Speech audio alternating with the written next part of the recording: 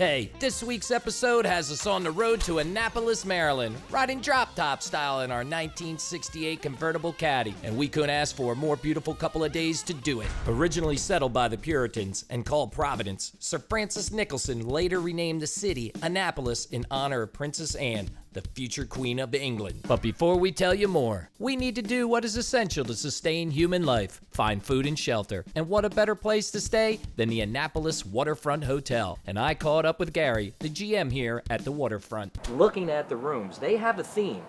Absolutely. What can you tell us about it? Well, we decided to become a lot more nautical.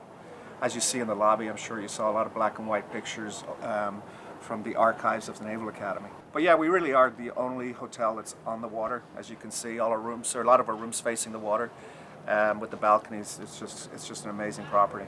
Gary, well, thank you so much. Looking forward to staying here in your establishment. Excellent job.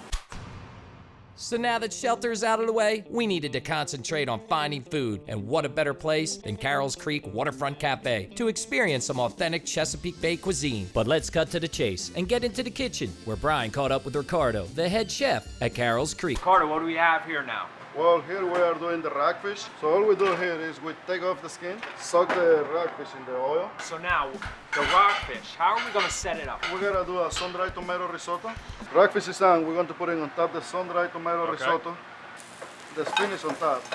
And also we like to put the crab meat on top, because this is the most important thing, the crab meat on top, you know? Yeah. After that, we're going to finish with the lemon beurre blanc. We like to put some around the plate and just a little bit on top.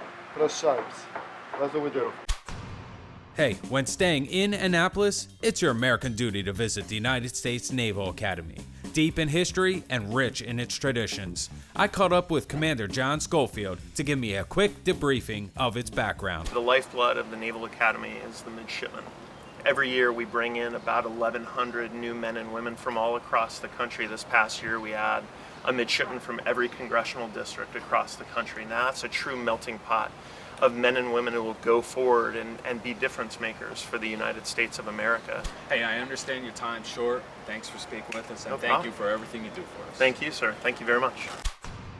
So what to do when in Annapolis? Well, sailing, of course, and you could get your hands on a 74-foot sailboat that's owned and operated by Schooner Woodwind Sailing Cruises, and they depart right outside the Annapolis Waterfront Hotel. Captain Andy and crew trained us on emergency procedures and then started the boat and motored us out into the wind. He pointed out some things along the way, but then it was time to raise the sails. Full body weight. One, two, three. Hey! One, two, three, pull! Then the boys got behind the helm and ready for their first command, tacking, to try to catch some wind. All right, ready to tack. Ready. Tacking. Tacking. Go ahead. And hold it there. But to no avail. It seems that the storm took away all the wind for us. So what do? Well, turn on the engines. That's where we checked out some wildlife. Oh, nice sea osprey. Is that a sea osprey there, Andy? All right, just informed that Captain Andy, there's storm clouds coming behind us, is cutting our cruise short. I don't believe him, though. I think it's a tactic to get us off the boat.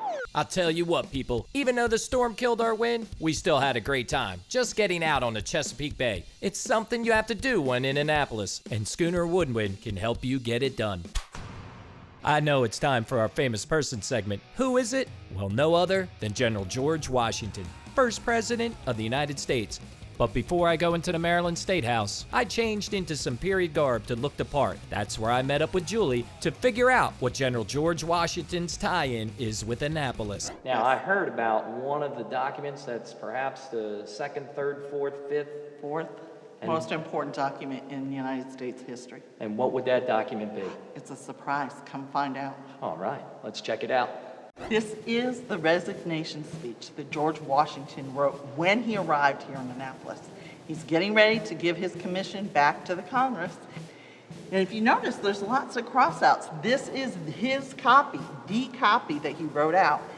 Nice to know that the father of our country made crossouts and correction. What's interesting about this is in this, he uses a word, big word, diffidence, means self-doubt. All right, I got to put that one in the Kessler vocabulary now. I will put it in and make sure that my kids will have no diffidence in their life.